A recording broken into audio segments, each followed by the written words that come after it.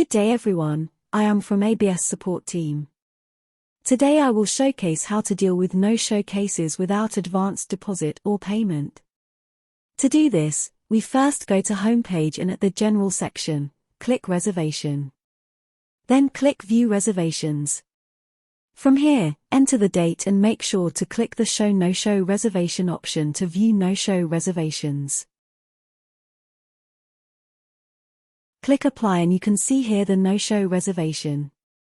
Click on the View button and it will bring us to the Guest Information page. From here, click Payment to check whether or not the guest has an advance deposit or payment.